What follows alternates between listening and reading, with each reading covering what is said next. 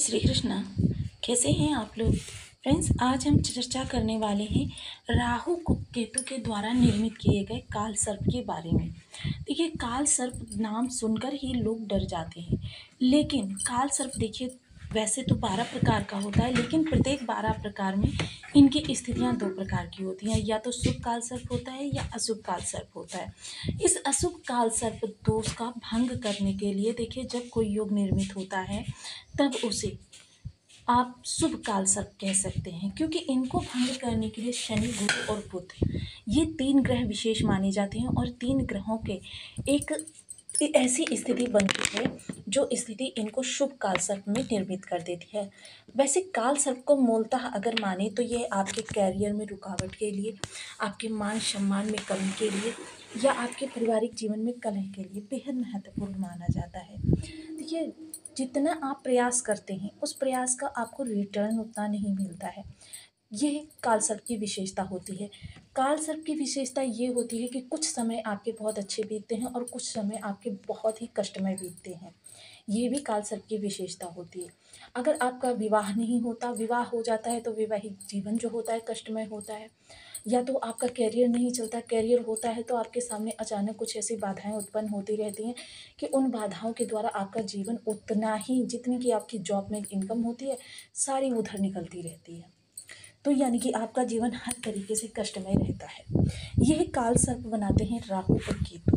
जब राहु और केतु के मध्य में समस्त ग्रह सिमट जाएं तो यह काल सर्प योग का निर्माण करते हैं। जब काल सर्प योग का निर्माण होता है तो जीवन में आपको पता नहीं चलता कब कहाँ से किधर से कौन सी समस्या आपको आकर परेशान करने लगेगी।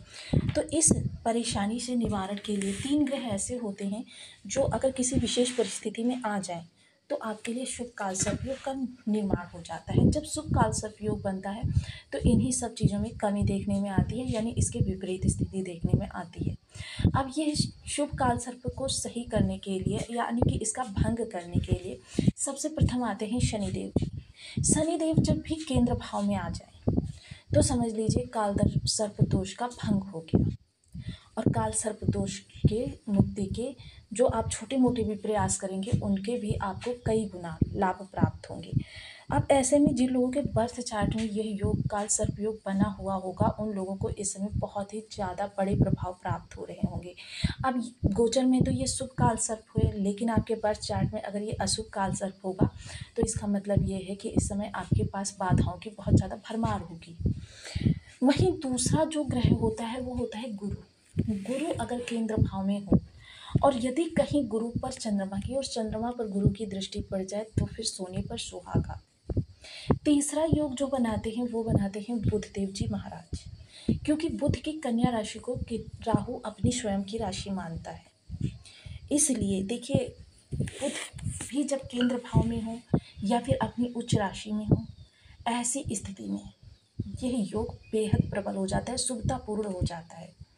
तब आपके जीवन में जो भी आ रही समस्याएं हैं उन समस्याओं का निवारण होता है और आपको धन आगमन के सोर्स प्राप्त होते हैं। धन आगमन के सोर्स प्राप्त होने के साथ साथ आपके जो पारिवारिक जीवन में कलहपूर्ण वातावरण होता है या कहीं और से आपके लिए अरिष्टता निकल कर आ रही होती है, उसका निवारण होता है। तो आज हम चर्चा करने वाले हैं इसी काल सर्प की, जो कि आपके बर्थ चार्ट में गोचर कुंडली में इस समय पर बना हुआ है, इसके बारे में। तो बनी रहिए हमारे साथ इस वीडियो में। वीडियो बहुत ज्ञानवर्धक होने वाला है। सूत्र के साथ सारी चीज़ों को समझेंगे और अंत में उपायों की भी चर्चा करेंगे। तो बने रहिए। यदि आपके लग्न में यानी कि कुंडली के प्रथम भाव में 12 नंबर बना हुआ है तो ये राशिफल आपके लिए। कुंडली में कहीं चंद्रमा के साथ 12 नंबर बना हुआ है तो ये राशिफल आपके लिए। कुंडली ना होने की स्थिति में आप इसे नाम राशि से भी देख सकते हैं। यदि अभी तक आपने अपने इस चैनल को सब्सक्राइब नहीं किया है तो प्लीज़ सब्सक्राइब कर लीजिए, वीडियो को लाइक कर दीजिए, चैनल को शेयर कर दीजिए। इससे होगा क्या कि हमारे आने वाले हर वीडियो की नोटिफिकेशन मिल सकेगी आपको सबसे पहले। एक प्यार सा कमेंट करना बिल्कुल ना भूलें। कमेंट से हमें बहुत मोटिवेशन मिलता है, हौसला मिलता है और ये पता चलता है कि आप और क्या जानना चाहते हैं।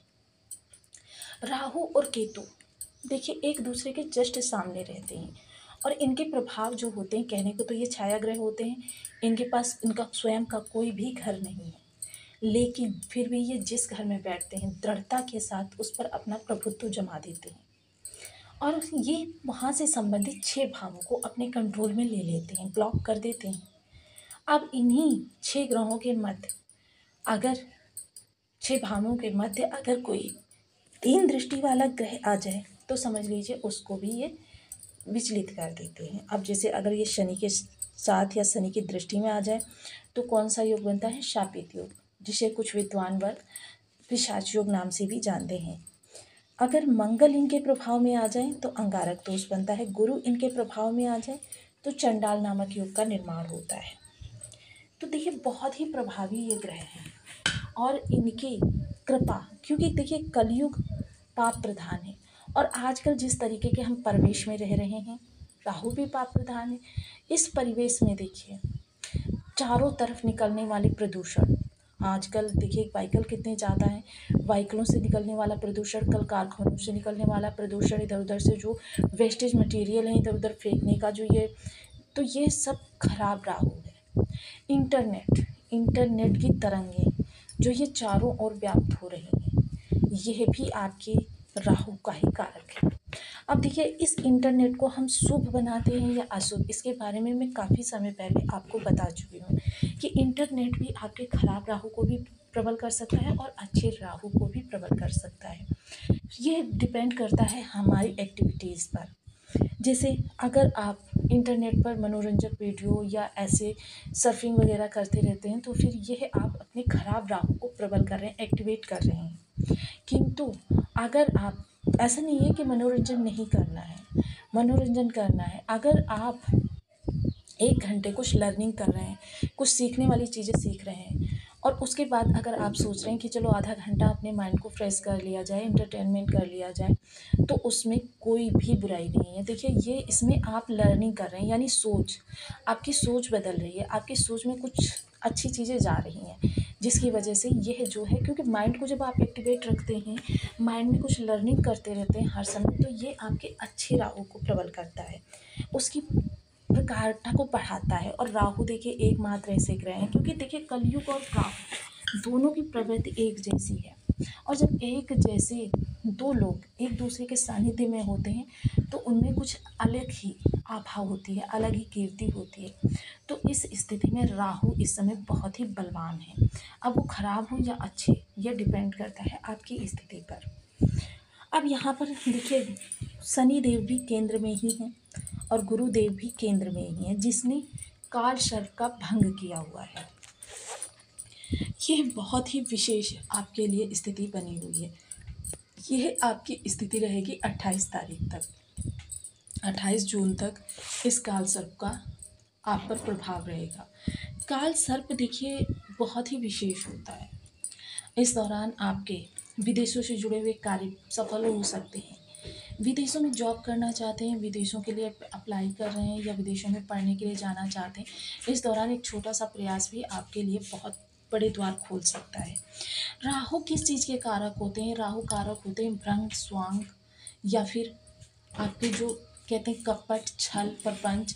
राहु सदैव दूसरे के हक का हनन करके या शॉर्टकट की ओर या स्मार्ट वर्क के लिए आपको प्रेरित करते हैं। देखिए ऐसे जो भी कार्य होते हैं ये राहु के ही कार्य क्षेत्र में आते हैं और देखिए आजकल के युग में इन्हीं चीज़ों में अपार धन है।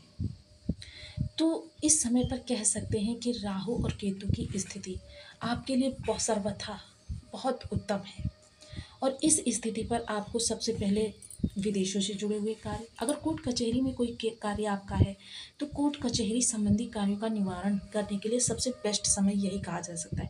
काफ़ी लंबे समय बाद यह काल सर्प योग का निर्माण हुआ है, वो भी शुभ काल सर्प का। देखिए शुभ काल सर्प जब बनता है तो आप अपने विलंबित कार्यों को आगे बढ़ा सकते हैं। इसके अलावा अगर चर्चा करें, इस दौरान सुखों में विशेष वृद्धि होती हुई देखी जाएगी। आप घर के लिए बहुत कुछ खरीद सकते हैं, सुख सुविधाओं के सामान खरीद सकते हैं, घर रिनोवेट करा सकते हैं, घर की साज सज्जा का कार्य कर सकते हैं। इसके अतिरिक्त शत्रु हंता तो हैं ही आप, साथ ही साथ अगर इस दौरान चर्चा करें तो जो लोग साधनारत होना चाहते हैं या साधनाओं में कुछ विशेष अपनी उपलब्धि प्राप्त करना चाहते हैं या साधना संबंधी कुछ सिद्धि, या फिर जो देखिए इस दौरान शल्य चिकित्सा से आप बचे रहें, मेडिकल लाइन, इंटेलिजेंस डिपार्टमेंट, गुप्तचर विभाग, या फिर आप जो भी अपनी आइडेंटिटी को छिपाकर किए जाने वाले कार्य, या फिर आजकल के युग में कुछ ऐसे लोग हैं जो अपनी कुछ एक्टिविटीज़ को हमेशा रहस्य बना कर रखते हैं उन लोगों के कार्यों में ज़बरदस्त इस समय पर उछाल देखा जा सकेगा। ससुराल पक्ष से रिलेशन थोड़े से आपके कटु हो सकते हैं। हालाँकि देखिए इस समय शुक्र भी बेहद बलवान अवस्था में बैठे हुए हैं, धन भाव में बैठे हुए हैं और शुक्र के द्वारा भी आपको बहुत अच्छा लाभ प्राप्त हो सकता है। अचानक धन प्राप्त हो सकता है, गुप्त धन प्राप्त हो सकता है, क्योंकि राहु की नवम दृष्टि और शुक्र की सप्तम दृष्टि इस समय आपको अचानक धन लाभ के बेहद प्रबल योग बना रही है। अब ऐसी स्थिति में देखिए काल सर्प के योग को प्रभावों को बढ़ाने के लिए कुछ विशेष उपाय जो इनके रेशियों को कम करेंगे, क्योंकि 70-30 का रेशियो कहा जा सकता है, क्योंकि ये निर्जीव पक्ष पे बहुत ज़्यादा यानी कि 30% प्रभाव डालती हैं और सजीव पक्ष पे 70% प्रभाव डालती हैं। सजीव पक्ष में आपके संबंध आ जाते हैं जो आपको भावनात्मक स्तर से मजबूती देने का कार्य करते हैं। निर्जीव पक्ष में आपकी भौतिक चीज़ें आ जाती हैं, संबंधित भाव से संबंधित विशेष। तो देखिए इस दौरान आपको कुछ विशेष उपाय करने चाहिए। सबसे पहले देखिए राहु केतु के बीज मंत्रों की जप संख्या आपको करनी चाहिए। राहु केतु के बीज मंत्रों की जप संख्या 1,20,000 है। इनका दशांश हवन करना चाहिए। जितना शीघ्र आप ये उपाय कर लेंगे बिल्कुल काल सर्प और ज़्यादा प्रबलता से शुभता से आपको प्रभाव देना प्रारंभ कर देगा। राहु केतु के बीज मंत्र हैं ओम राम राहवे नमः और केतु के लिए ओम केम केतुवे नमः। इसके अतिरिक्त देखिए तांबा जो होता है वो राहु की धातु होता है और लहसुनिया जो होता है वो केतु की धातु होता है। अगर आपके पास लहसुनिया नहीं है, क्योंकि लहसुनिया काफ़ी कॉस्टली आता है, तो इसकी जगह पर आप लहसुन का प्रयोग कर सकते हैं। तांबे के नाग नागिन बनवाकर और उसे लहसुन का आसन बनाकर उसको आप शनिवार के दिन बहते किसी पवित्र नदी के बहते जल में प्रवाहित करें। आपको काल सर्प दोष से मुक्ति प्राप्त होगी। या फिर आप शिव जी का प्रतिदिन जलाभिषेक या दुग्धाभिषेक करें। ये एक धार का अभिषेक होना चाहिए। एक धार का अभिषेक शिव जी को बहुत प्रिय है। इसके अतिरिक्त देखिए जो अपंग लोग होते हैं उनको भी आप